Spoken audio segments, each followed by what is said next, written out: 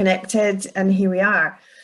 So what I thought I would do is give a short presentation about the work that I do and the connection with the somatic, and why I believe that I have the link with it all, and what I do.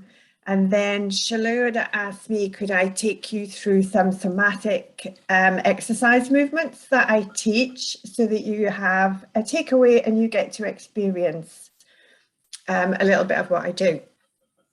So if you're all okay with that, that's what I thought I would do today, and hopefully have a time at the end for some question and answers. Sure. But I actually wonder if, when I've done the presentation, if anybody had any sort of brief questions, we could do that quickly as a separation and then focus on the somatic movements, and you can ask questions about that afterwards. That I think might be a good flow, if that's okay with everybody. Sure. Is that okay? Yeah. Yes. So, if also you don't understand something I'm saying, please just ask, because I want you to understand what I'm saying. I'm going to try and speak. I get quite excited about my stuff, so so I'm really passionate about what I do, so I can come over a bit, and I swing between a Scottish accent because I lived there for quite a while, and then English accent because I was born in England, so I can swing about. So yes, so I'm a psychotactile transformational bodywork therapist, and what that means is I work linking the mental emotional with the physical body, and how we react on a very subconscious level physically to our mental emotional stresses, life's experiences, traumas, and how even a build-up of stress and tension from daily life that we don't discharge can affect the physical body. But for me as well, it's about how when we have a life experience, we store it in the hippocampus part of the brain, the memory bank. And our mental emotional reactions to it are stored in the limbic brain, and I believe in our subconscious. And if we have another stressor, trauma incident, or another state of anxiety, the original build-up can get re-triggered again. And so all of that is also stored in the nervous system. And if we don't discharge from the nervous system, we just get build up and build up and build up and build up until, if you like, we have this expression called the trauma bucket. So the trauma bucket gets into overwhelm and overflow. And if you don't drain the trauma bucket from what we're holding on to, everything else piles on top. So that's one side of it, okay, my belief. I was working with a client on Friday, and they've thought that they had to go into a really emotional sob, crying to cry out the trauma. But that's not the case, because all it does is re-traumatize the system, because the body, the brain, the mind, the subconscious the nervous system doesn't know the difference between the there and then incident and the here and now. So in a sense, it's just a re-trigger.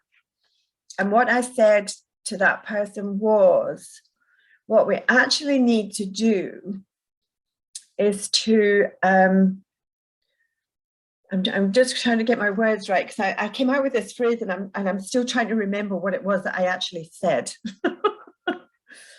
What we're trying to do is discharge the nervous system's response to a trauma experience or a stressor. We're not discharging the trauma itself. The trauma happened, we can't change it. Whatever stressed us out, we can't change it. But what there is a need to do is to discharge the trauma, the nervous system's response to whatever happened. And it's that gets built up in what we call the trauma bucket. Okay. Is everybody with me so far? So this is my belief, and I'm seeing lots of nodding heads. So I think that's everybody's there. So that's one side of it. And I do that using specific strokes that are found to be really soothing to the nervous system. Okay. Now, on the other side of that is, what does the physical body do? And it's through my own journey of releasing my own traumas, big childhood traumas, and also life traumas as well, that even though I had loads and loads of massage of my own modality, I won't have any other type now, my body was still having issues, and I couldn't understand why, when I'm having all this massage in this particular way, and I know I'm releasing the traumas because I know the stories that are coming up, and therefore it's being released. So why am I still having issues? And for me, what I suddenly realized was I came across Thomas Hanna, and this is his book. And I can send you details of this, or if I do this, I can type it into the chat. I'll type it into the chat, or I'll send Shalou a link. And I read that book, and I suddenly had a lot of what we call penny dropping moments. Ah, I get that. Oh, I understand that. And I first learned to be a movement teacher back in 1983. So I do have 38 years of working with the body. I've done a lot. But when I found this book and I understood how the body subconsciously recoils, reacts to a stressor, and more importantly, doesn't release out. So if we draw our shoulders up or we curl forward, do we actually release out of it? If we stiffen our backs against a threat, do the back muscles relax and release again? And generally speaking, for the most part, they don't, or not fully. So they might stay a little bit contracted, they might stay a lot contracted, and then the next thing happens and comes on top of that. So for me, how all these books about how the body holds the score and keeps the score, if you've heard of those books, for me, what does that actually mean? And for me, that actually means the recoil action that we don't let go of, how we store it in the nervous system that doesn't get discharged. So I kind of love the way that I work, in that I work across all of it. And I can also take people down a psychotherapy route. So we can discharge the nervous system, we can look at postural issues and recurring issues. And I'm going to come back to that a little bit in a minute. Or I can also help people to look at from a deeper psychological psychotherapy angle. So looking really at mental, emotional patterns of behavior, as well as looking at the physical patterns of behavior and patterns of movement. So I love the fact that I can actually take somebody through the whole lot, and whatever comes up, we can swap around between the modalities that I use. So I absolutely love working in this way. It's just a beautiful way of actually helping people to, as I call it, discharge what no longer serves their purpose, so that they can be all they can be, all they want to be in life, for life. Because we all deserve to be able to live our life in the way that we really want to live it for ourselves. Never mind live it for somebody else. So for me, it's about looking at the person the bigger picture. That's why I say I look at the bigger picture. So what is the bigger picture of what's going on here? And is that physically, and what does that mean? And mentally, energetically, because if you've got physical issues where the muscles are holding on and they're tense and you can't move freely, that will drain your energy. If you've got mental and emotional mental stuff going on, that can affect the physical body, and mental emotional stuff can also drain your energy. So anything mental emotional can affect you physically because it wears you down, body tenses up, affects you mentally, emotionally, and here is your vicious circle. And it's just like being able to look at all of the bits, because for me, it's not just one or the other. We are the sum of all parts, and never mind the physiological body and the inner workings of the body. So for me, it's not just about needing to do one, we need to look at all of it to be able to get our bigger picture and to be able to connect with the truth of who we are, I think. Which then impacts for me on the spiritual side of things and how we connect with the world and how we feel our place in the world is and where we think it is. I think it's about finding ourselves within it. And if we've been in a place of trauma and we've lived our lives through a place of trauma, that's what got us to surviving to where we are. And that's maybe not our truth. It might be who we became because of what happened. So for me, all of the releasing of and the connecting with and the greater awareness of ourselves, for me, leads us to ourselves and who we really are underneath everything that we're carrying that isn't really about us and really about somebody else, I think. So I'm seeing lots of smiley faces and lots of nodding. And is this resonating with you? Is it connecting with you? Does anybody want to ask a question or say something just now? Is that okay, Vineet? Can we invite anybody if they want to comment? Yeah, it is going well. I think there are many people, if you want to share what you felt, and what came to your heart when Susan was sharing about this. And if you have any question, you can ask here. And after that, we can, proceed ahead. So yeah, I'm just aware I'm constantly talking. So I think, do I need to? I think everyone is relating because Mona Lisa and Chandni has already commented here. And, personally, I say the same thing. I was talking with my friend today in the morning about the harmony between the physical body, emotional body, and spiritual body. And mental body as well. So, and about trauma, I don't know much about trauma because I have not got into deep in the subject. But definitely through different resource persons and through my understanding of The Body Keeps Score, I have read that book. So yeah, definitely I'm able to relate what you're saying and I'm able to understand it. Yeah. Brilliant. Thank you. I'm glad it makes sense. Muscle tensing and energy drain. Yes. So I want to talk about a little bit more about that as well. If everybody's up for that, I want to talk a bit more about the physical body and what it does. I think we're so busy just getting on with life, and because movement is automatic, we learn it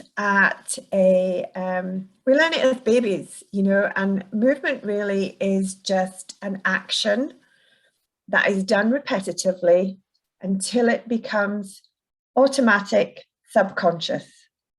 We don't have to think about doing it. We've just learned as babies, as children, to do it again and again and again, and it's automatic. And so the one I like to say is when we learn to drive a car, it's repeat, repeat, repeat, repeat.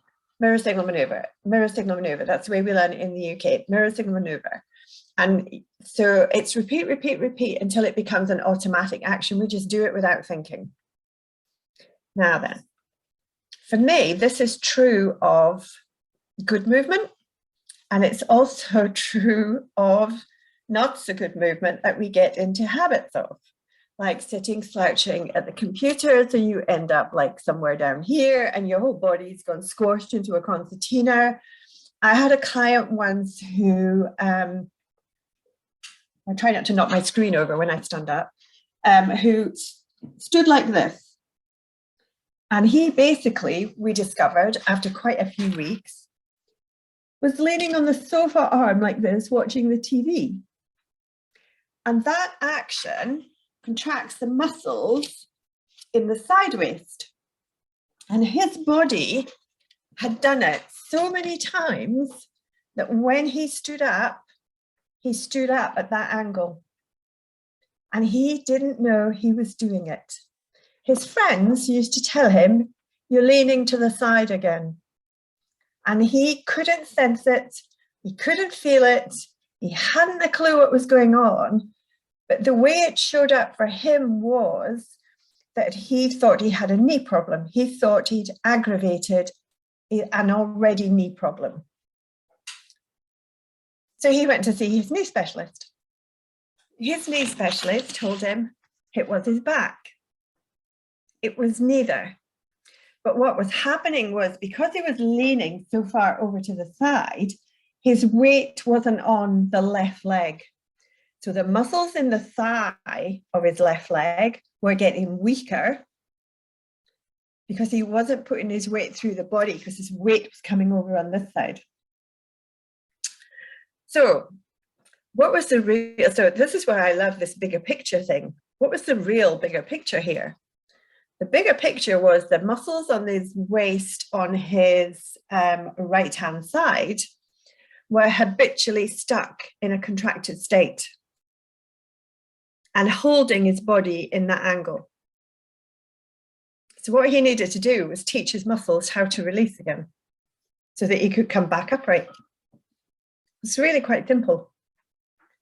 The biggest problem was he couldn't sense and feel it.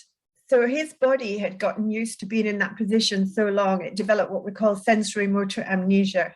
He couldn't sense it, he couldn't feel it, and the sensory signals were not getting back through the spinal cord and up to his brain to connect with what he was doing. And his answer to it was to try and strengthen the opposite side to pull himself back upright again. And this is what he was being told in his local gym. And his other answer was, well, I'll just take the cushion out from behind me and that'll help me to sit upright. Well, no, because it was actually, if you actually lean over to the side and then imagine you've just taken a cushion out and bring yourself upright, but hold the lean, it actually sets up a scoliosis in your spine. So some scoliosis in the spine is done because of muscle contraction that isn't released out, that pulls the skeletal system out of alignment. So that's quite a powerful thing. A lot of people think they have a scoliosis of the spine, and it's actually the muscles that pull the spine out of alignment. And they just need releasing again. So when we have a recoil action to a stressor, so if we're recoiling away from somebody, if we're thinking the weight of the world is on our shoulders, if we're really sort of dumbing down, or we feel bullied by somebody and we curl in on ourselves, this contracts the front of the body, which can actually round out the spine. So if I do this, and it's almost like we're trying to make ourselves small. So the back curls forward, the front scrunches up. And if we don't release out of that, the next stressor will build on top of it. And that's how we get into some of the postures that we get into. And some people think they're an aging issue. I'm just getting old. But they can seriously restrict your movement. So if your shoulders creep up, especially in the UK at the minute, we're in winter, and it's snowing outside here. It's just started snowing this morning. So, and it gets dark about 4 o'clock. So when we're driving cars, we're like this on the steering wheel. So our shoulders are up around our ears, we're gripping the steering wheel, which is sending tension all the way up the arms. And if we don't release out of that, that's where we stay. So then I start to move from here. And the next time I'm out in the car, so the next bit of tension goes on top of that. And before you know it, I haven't got a neck. I'm hunching forward. My shoulders think they need to provide a ledge for my ears. And everything gets concertinaed up. So if I think about this and I think back into my muscles, I can just put them down. But it's when we don't. And this is what got me when I read Thomas Hanna's book, and it made so much sense. 2 months later, I was on a train to London to do some training to teach. And this is why I teach. My brain needs to catch up. My words need to catch up with my brain and vice versa for a second. We learn movement by repetition. Okay, we do the action again and again until it's automatic. But then we learn to move from that place. That's how we learn to do patterns of movement. Pick up a glass, reach for something, it's all automatic. So when we get into a state of contraction, of leaning to the side, of hugging, of arching, pulling back in the back, ready for a fight, the body, if it doesn't release out, learns to move from that place. So if you release a muscle back to neutral, and this is the same in a massage, and this is why for me, even though I'd had loads and loads and loads of massage, I was still having issues. Because although the muscles were released, my body still went back into the old pattern of doing because it didn't know what the new place was or how to move from the new place. So it's not just about releasing tight muscles, it's about recognizing what are the patterns that we get into physically to be able to become more aware of them so we can change those patterns to be able to integrate the change. And for me, that was the key.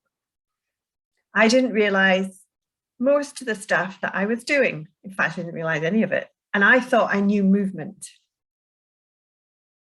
I really thought I knew movement until I started doing somatic exercise movements. And Vineet was right. I absolutely walk my talk. I do my movements several times a day. I've done my own journey with somatic movements. It's helped me to realize the way that I massage, sometimes with hands, a lot with forearms, it's the way we fall onto a client.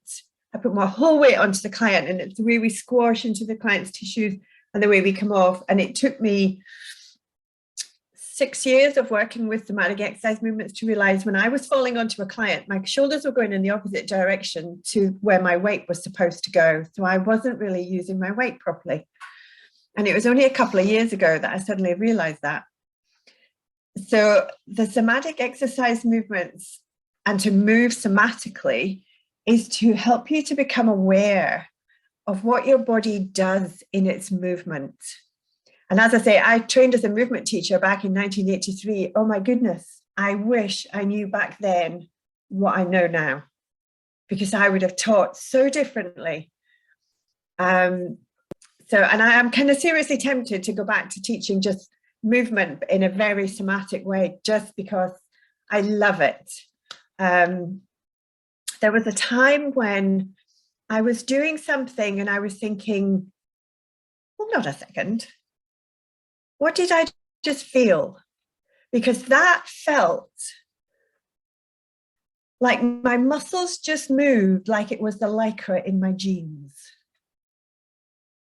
Now, lycra in your clothing just stretches and well, it doesn't stretch it. It moves and then it goes back to normal. So in your jeans, I suppose it would stretch and come back to normal. And that's when I suddenly realized, oh my goodness, muscles are elastic fibers. Our muscles are just pieces of elastic. They have the ability to lengthen and come back to neutral. And because they're muscles, we can actually contract them. So it shortens and come out to neutral. So we should be able to, and for me, when muscles lengthen, it's not a stretch. because elastic has that ability to just do that.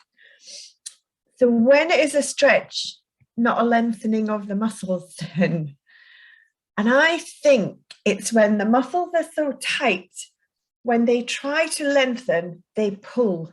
There's a resistance.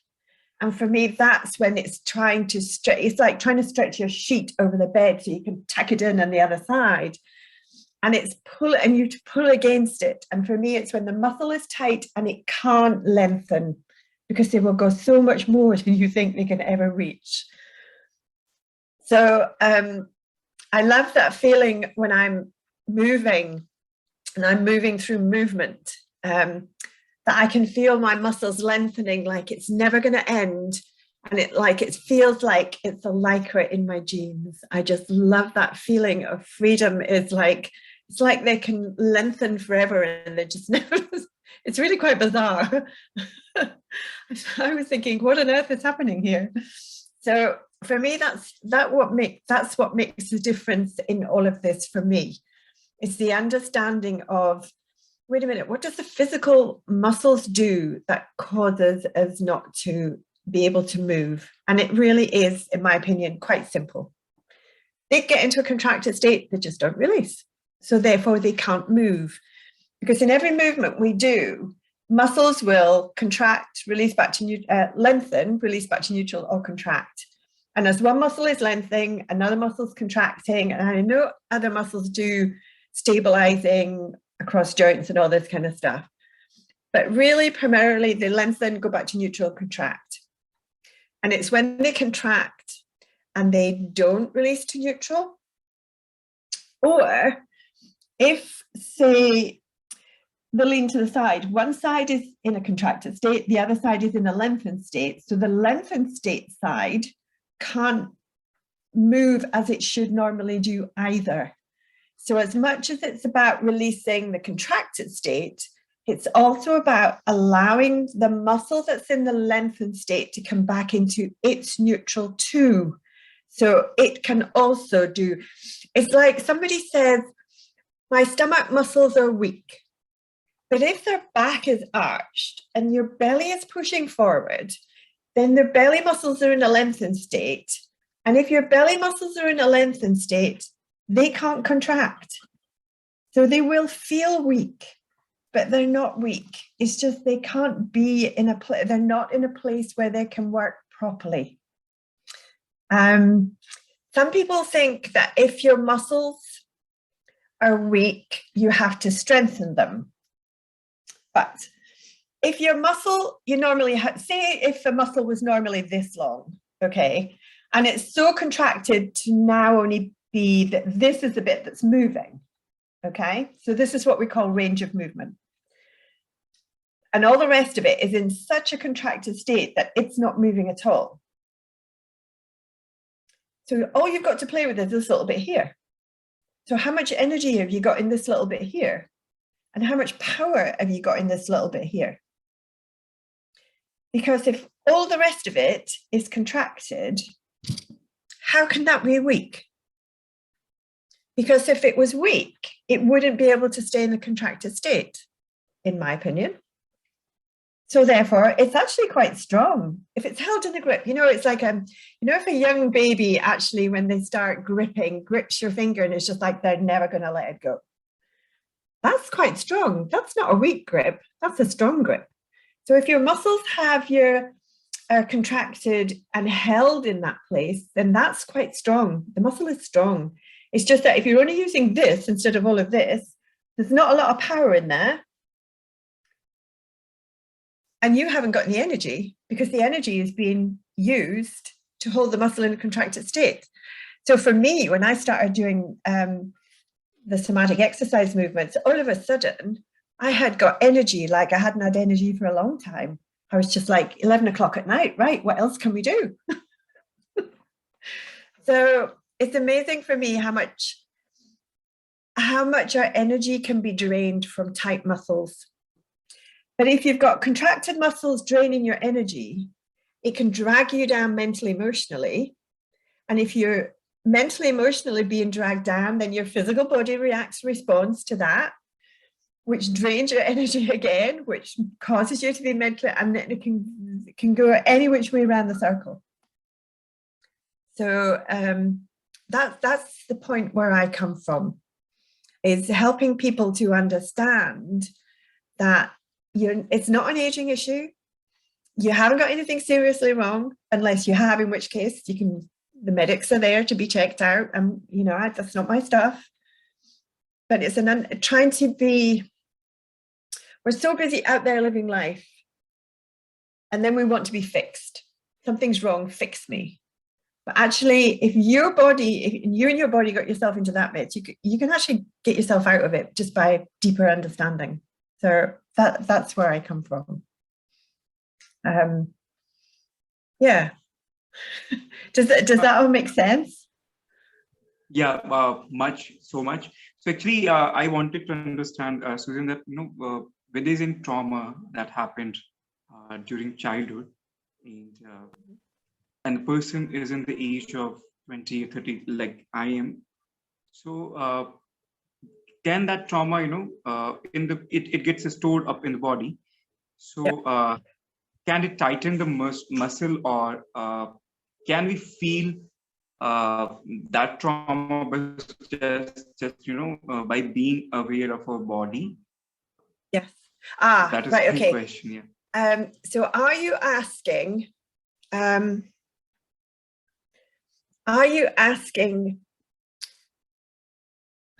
If you don't remember the trauma, would you then remember the trauma when you release it?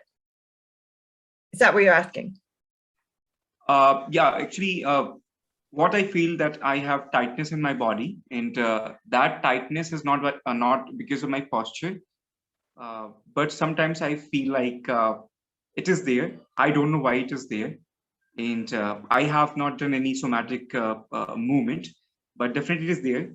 So I don't know if it is the result of something, or I don't know. I'm confused. But one experience happened with me that there was tight muscles on my shoulders, and my partner was with me, and she asked me, you have tight muscles here. What is the matter? Because it is a little unusual. And I started crying because her touch was like, that was magic. I don't know what to say. So I started crying, and I cried for half an hour. And after that, never in my life, it has been around more than 1 year.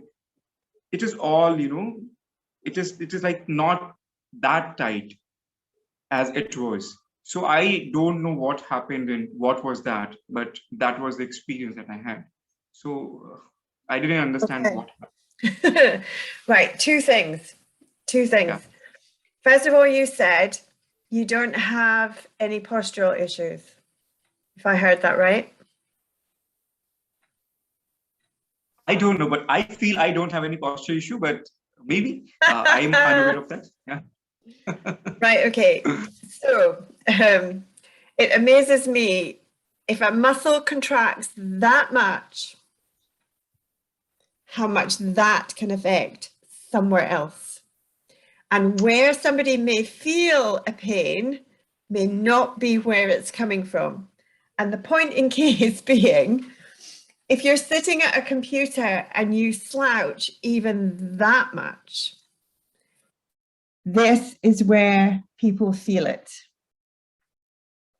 Now, let me take this off for a second and just change my screen. So I'm going to sit sideways.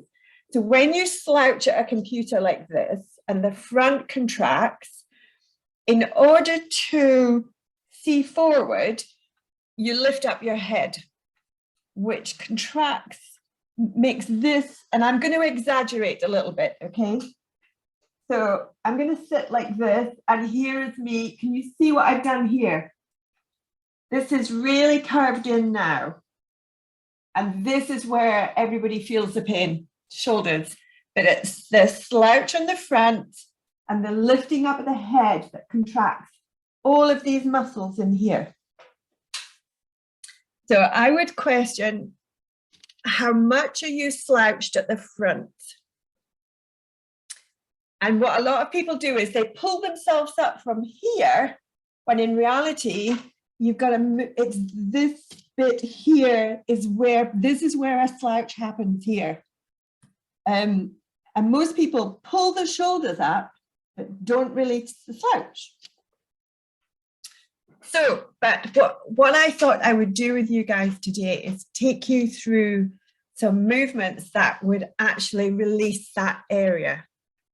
So this is really quite good, Vineet, because what we could do is, what we do with somatic exercise movements is we invite people to notice how they are beforehand and then notice how they are afterwards, so you can see if there's a difference.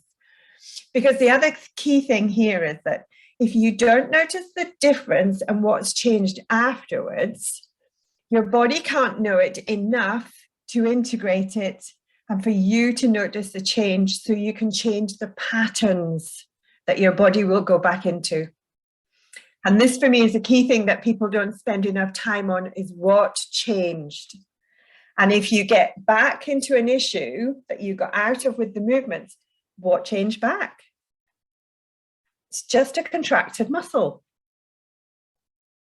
So what muscle was it? And up here, people don't think about what happens in a slouch.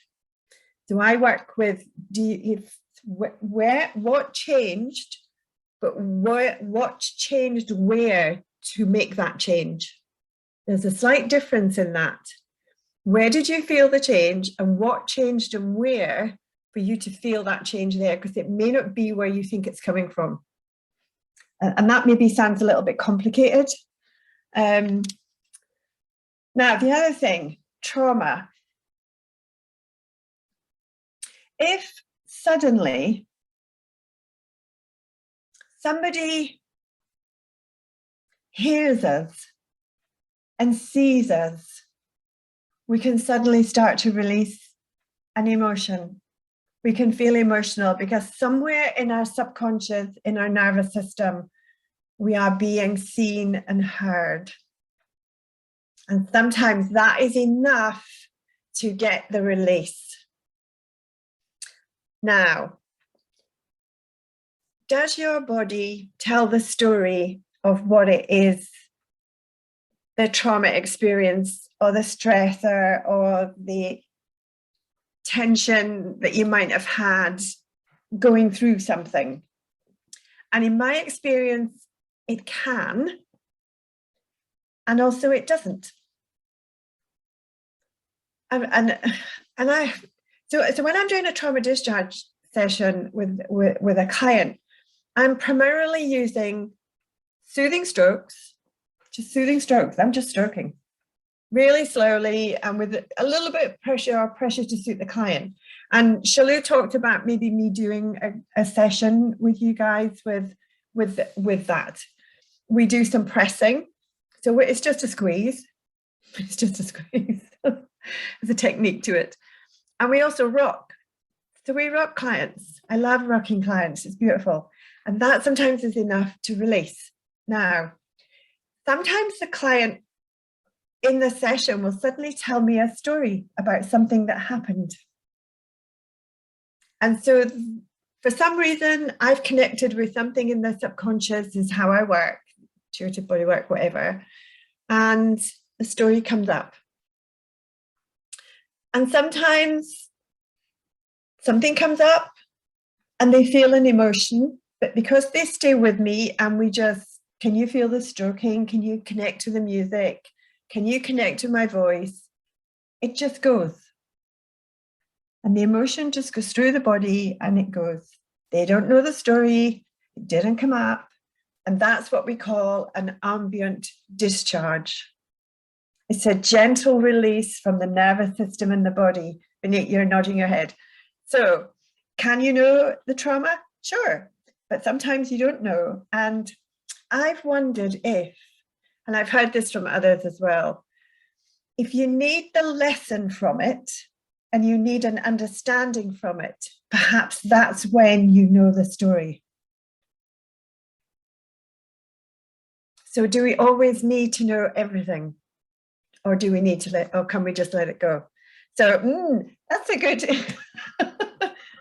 throwing it back at you, Vineet. So, you know, I mean, do you need to know the story, or do you need to know, or is it a physical reaction?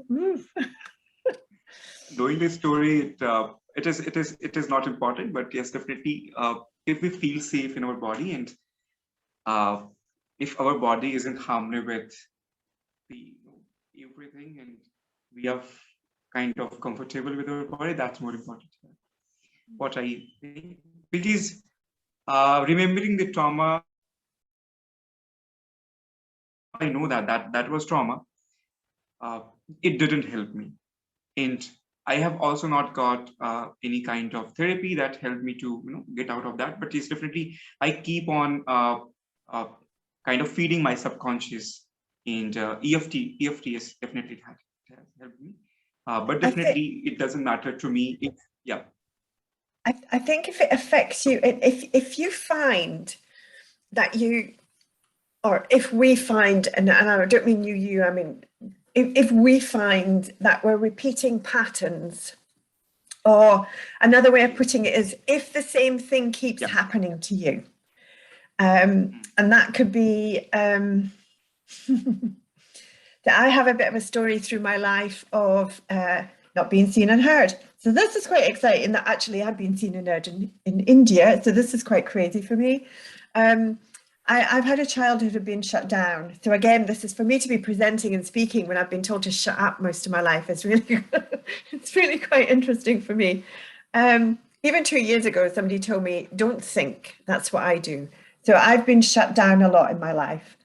And I think that sometimes if we need the message that actually that's not right, we all should have a voice, and it's okay to have a different opinion to somebody else, then we keep getting the same message over and over again. And we keep, and by that, I mean, we keep going through similar scenarios, similar experiences. And maybe that's when I'm just trying to get the message through to us that something isn't right. And I think that's where we need to know that to be able to look at it and recognize it, to be able to step out of it, and to be able to release it. And remember that the trauma releasing is not about releasing the trauma. It happened, we can't change it, but we can release our mental, emotional response to it that gets stored. Oh, bless, somebody's just put up a heart. That really is obviously connecting with you, bless you. But we can, it's about releasing our emotional, mental, as well as physical response that we're storing within our bodies, whether it's on a subconscious, mental, emotional level, whether it's in the nervous system, whether it's in the physical body, usually all of the above. That's what I think gives us our connection with ourselves. So, hey, this, and I think that's massive. And that's why I'm so passionate about doing what I'm doing, because we deserve that life. We deserve that life. Every one of us deserves that life. And if there's anything that I can do to help anybody to get it, then I will do that.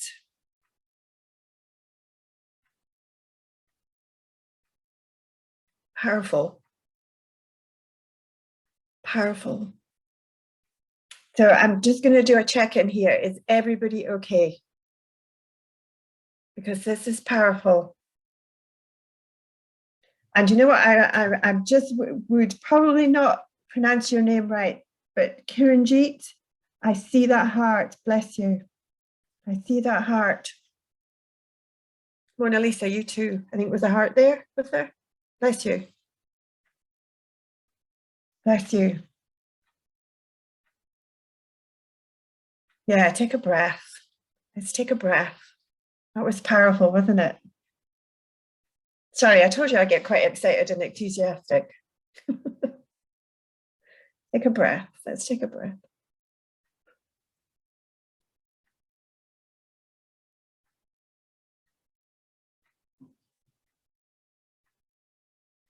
Just, if anybody's struggling, feel your feet on the floor. Feel your bottom on whatever you're sitting on. Feel your breath coming in, and if you found your breath is maybe racing a little bit, just can you slow it down? Can you take a long, slow breath in? And can you make your out breath slightly longer? So if you can take a long, slow breath in, and you can take an even longer breath going out, that sends a really powerful message to your nervous system that you are not being chased down the road by a saber-toothed tiger, that you are safe, you are not under threat, and you are safe. Because if you were running down the road and a tiger was chasing you, there's no way you can breathe in a long and slow manner. You would be puffing like mad. I know I would, running down a road, never mind the tiger. So if you can breathe slow and long and deep, with your out breath slightly longer, that is a serious message to your nervous system that you are safe and all is well. There's a takeaway for you. Is everybody doing okay? I think that was really connecting with people on a deep level. So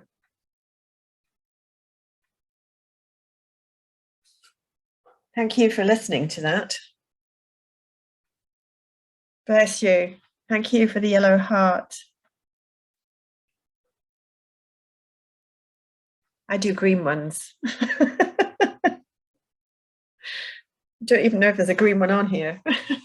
Let me give you all. Let's see if I can do this. Well, actually, no, let's give you one of these. Well done.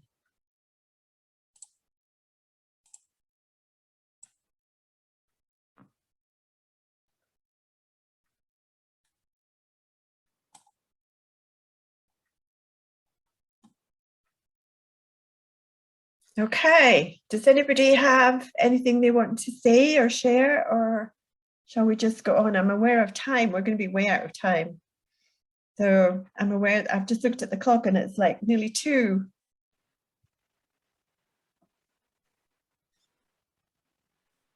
So here is this 7:26, 7:30.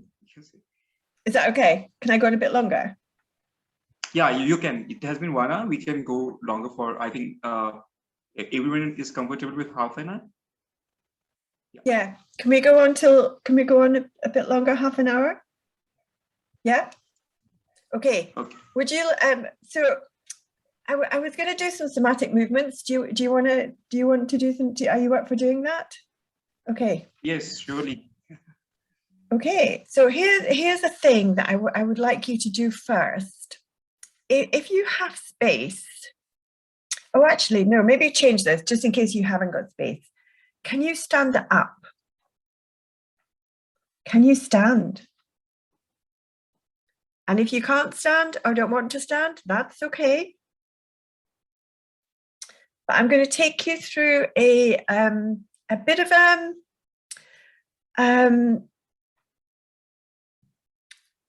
a posture assessment for you. Okay. And if you don't want to do this and you just want to sit down, that's fine. If you don't want to do it on screen and you just want to put your video off, do what's comfortable for you. Okay. So I'm just going to throw this around me because the snow is coming down a bit heavier. It's a bit chilly. So when you're standing, I want you to sense this first more than look, okay? So are your feet facing forward, facing outwards, or facing inwards? So do your toes go straight forward? Do they go out slightly or do they go in slightly?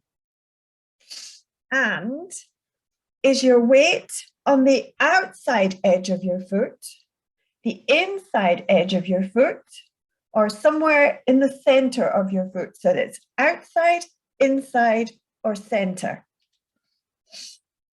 And are both feet the same? Because you might be outside on one foot and the inside edge of the other foot. So how is that for you? There is no right or wrong. There just is how it is. So this is all we're doing. This is not a criticism. It's an exploration. Okay. Now then, so do you have your weight mostly on your heels? Do you have your weight mostly on your toes? Or is your weight somewhere in the middle? And are both feet the same? Because they might be different.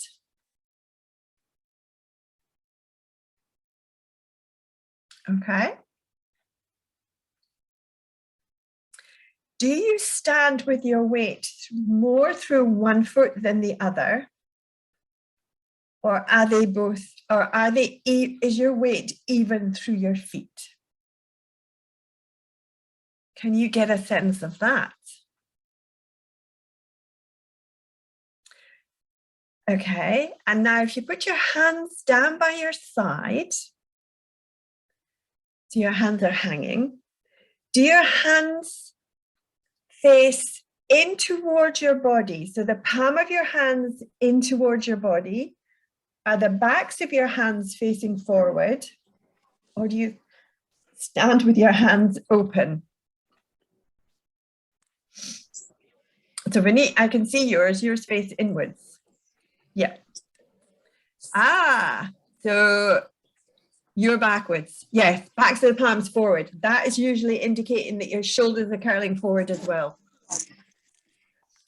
So, do you feel like your body is slouching forward, or do you feel like you arch your back?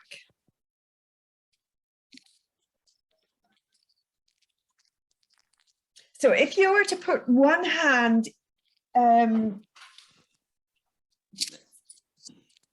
if you were to put one hand here and one hand in the back and scoop down, does what's happening in your front mirror what's happening in your back? So if you're curling inwards, does your spine curl backwards and your belly curl inwards? That's a slouch. And if you arch your back, does your back curl inwards and your belly go outwards? So if you arch your back, you'd get that kind of a feel. If you curl, you're going the other way. Okay, so get an idea of that. And then if you put your hands underneath your armpits, so I've got a fist, and then if you slide down the side of your body and rest on top of your hips, so here's my hips here, how is the shape on one side compared to the shape on the other? And do your hips feel, when your hands rest on top of your hips, do you feel like one is higher than the other? So this side of me feels quite straight and long. This one goes in, and this hip is higher than this one. And I can see that quite clearly on the screen. So this for me is... Come on, move inside, Samad. I think somebody's got their hand on. Laptop पे पीछे कर दे तू खा लो बेटा बार-बार में it's not possible. Meenakshi, can you please mute yourself? Meenakshi? Sorry, I didn't know. Sorry. That's okay. Thank you. That's okay. So just to give you an idea of what is your body doing, and we're going to test this at the end, okay? Okay. So are you able to lie on the floor? I don't know whether Shalou said this to you, but are you able to lie on your floor? Have you got a mat you can lie on, or something you could just pop on the floor to lie down? Yeah, yes, we have asked everyone. Everyone, maybe they have arranged this thing. Okay. So if you could lie on your mat, that would be great. It's the easiest way that we do somatic exercise movements because it takes the body out of gravity. It means that the body doesn't have to recalibrate your balance every time you do a movement. Okay. So if everybody is lying on their mat, now, if you need to lie with your legs bent, you can do, if that is more comfortable for you, if you've got lower back issues. If you are able to lie with your legs out straight, that would be great. But if you can't, that is okay, because we don't force somatic movements. We only work with what is, okay? So you want your arms down by your side as well, so they're not over your head. And just notice whether your palms are face up or face down. Now then, can you take a breath into your belly? And as you breathe into your belly should expand like you're expanding a small balloon. So as you breathe in, your belly rises, and as you breathe out, your belly sinks. So your breath should be going into your belly rather than your shoulders going towards your ears. If your shoulders are going towards your ears, your lungs are going in the wrong direction. So can you send your breath to your belly so that your belly rises like it's a small balloon, and then as you breathe out, your belly sinks. Okay. So belly rises as you breathe in, belly sinks as you breathe out. Now then, on a breath of your choosing, so you can do this whenever, as you breathe in, can you allow your back muscles to travel with your belly towards the ceiling? So as you breathe in and your belly goes up, can you allow your back to go with it? And it's just a small movement. It's not massive and it's not big. And then as your belly falls, so does your back come back into its neutral as well. As the belly breathes in, as you breathe into your belly and your belly rises, can your back muscles follow? So as your belly goes up, your back follows. As you breathe out, your back floats back down as your belly comes into neutral. Now this time, as you breathe in and your belly rises, your back follows. As you breathe out, can you breathe out a little bit longer? And as your belly comes back into neutral, can you allow your back to sink down towards the mat this time?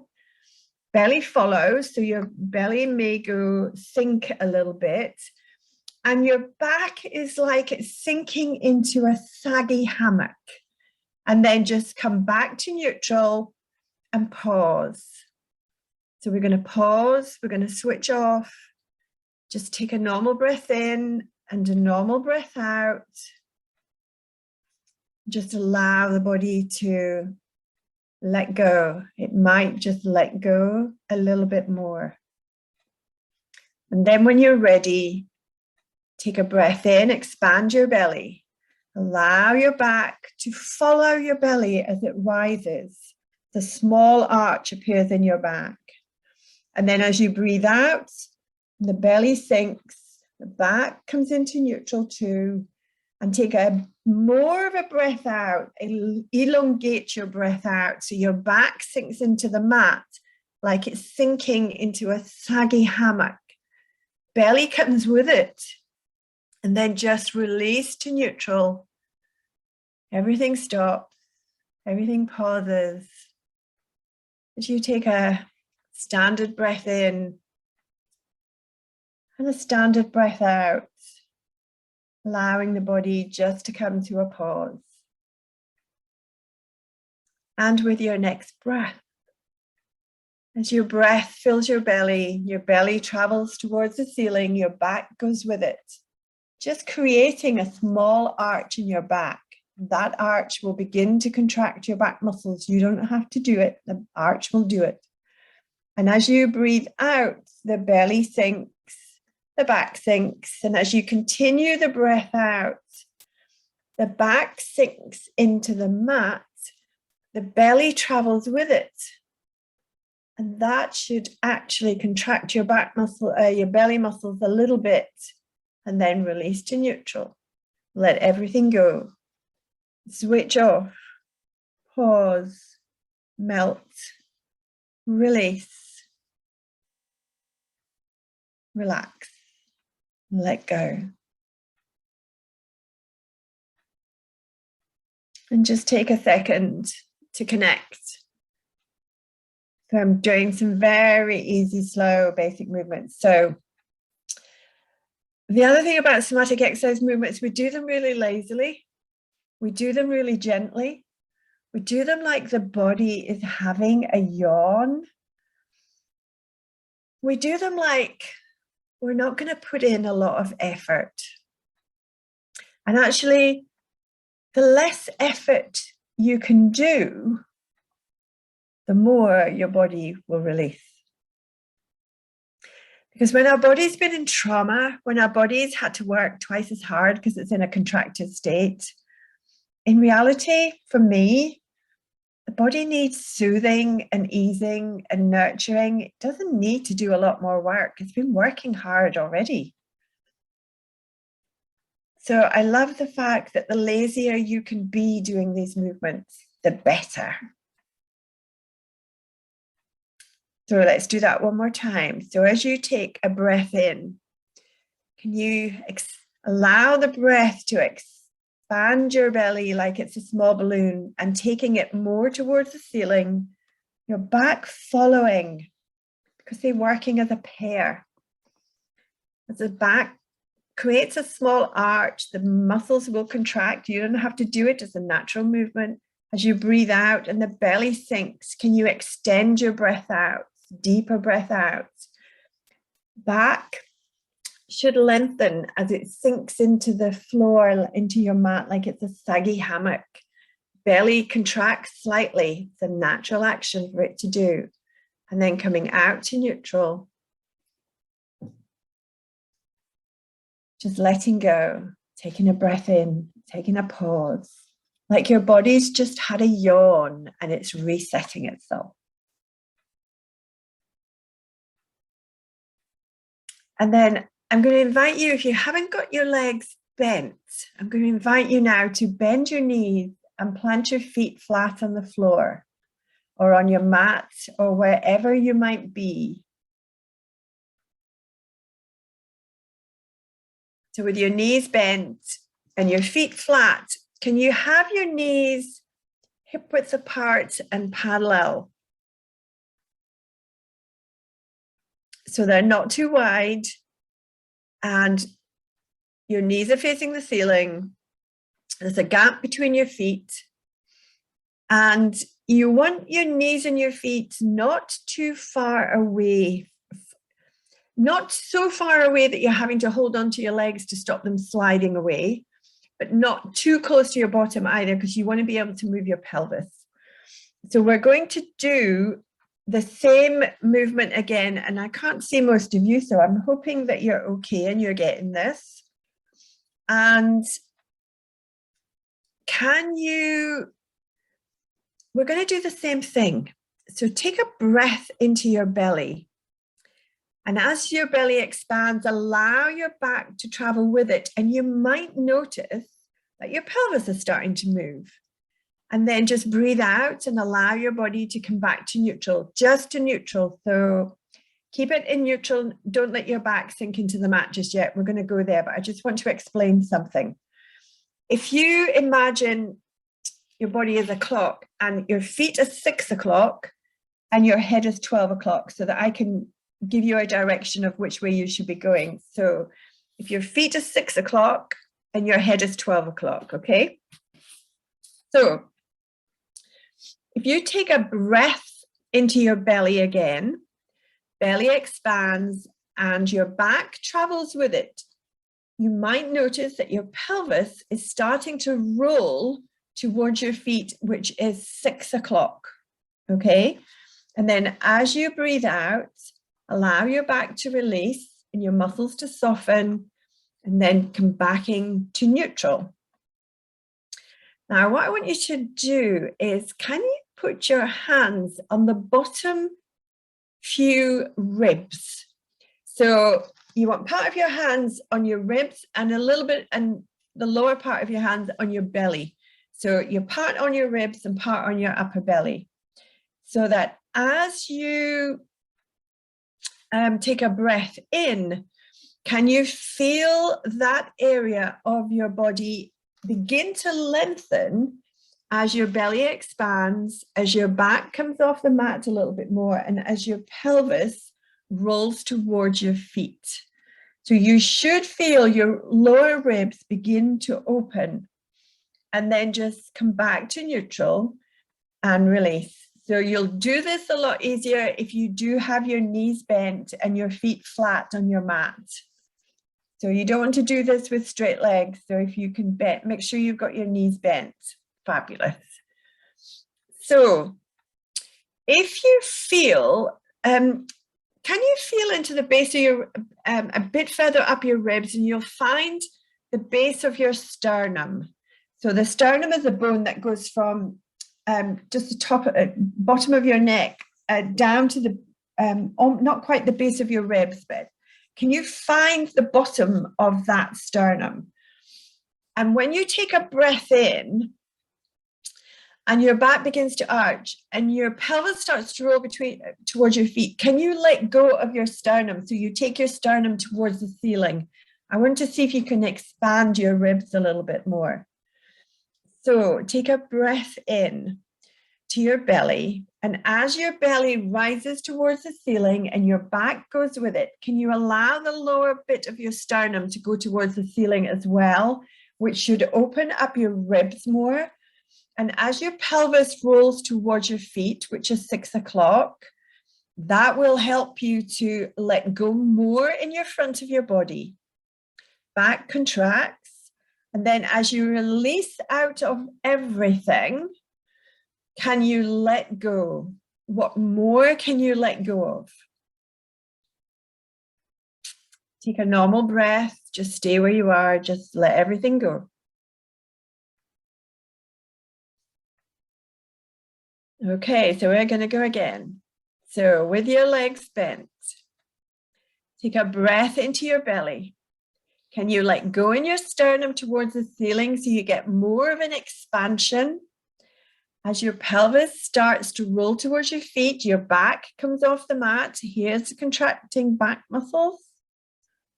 And then as you gently let go of everything, and your belly sinks into neutral, your ribs come into neutral, pelvis comes into neutral, back comes into neutral. Stop, pause, let go, release, switch off, melt. Fabulous. And with your next breath in, expand your belly. Let go in the sternum so you free up more of your ribs. Notice how that will bring your back off the mat. Begins to roll your pelvis towards 6 o'clock, which is in the direction of your feet. Back muscles are contracting. Can you sense and feel this? And as you slowly release the belly, the back begins to sink down into neutral. Can you sink your back all the way into the mat as you breathe out? And notice as you do that now, as you sink your belly, as you sink your back, does this draw your pelvis up slightly towards your body? So your pelvis is going in the direction of 12 o'clock this time, in the direction of your torso. Very gently and lazily, and then just release out to neutral and let go.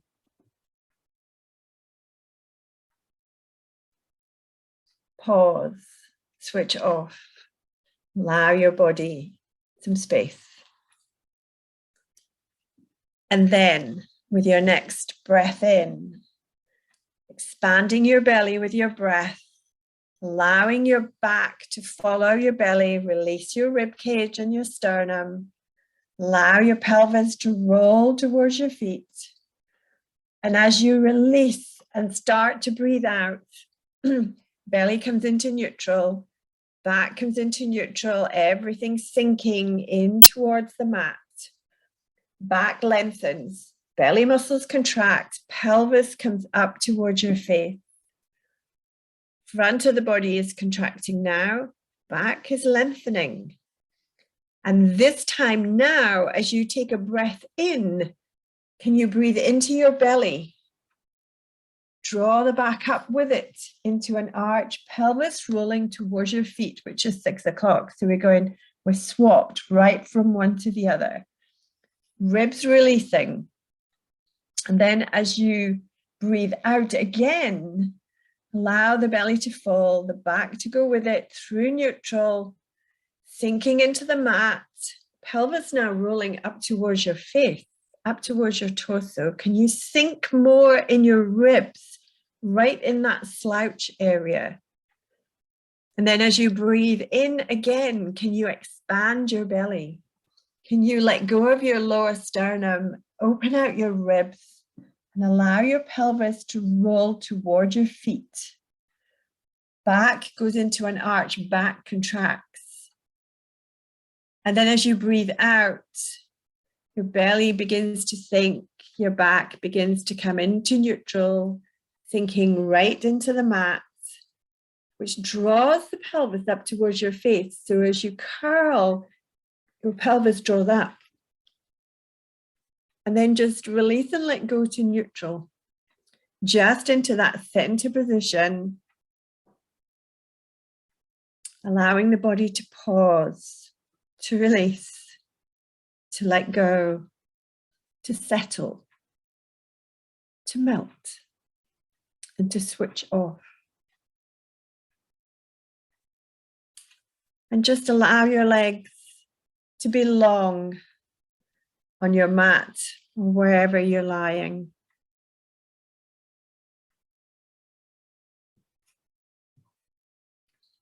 To feel that connection with your mat and the floor.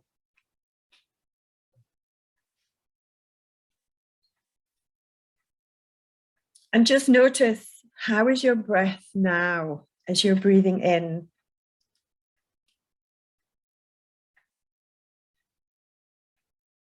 And I'm going to invite you to very slowly come up to standing again.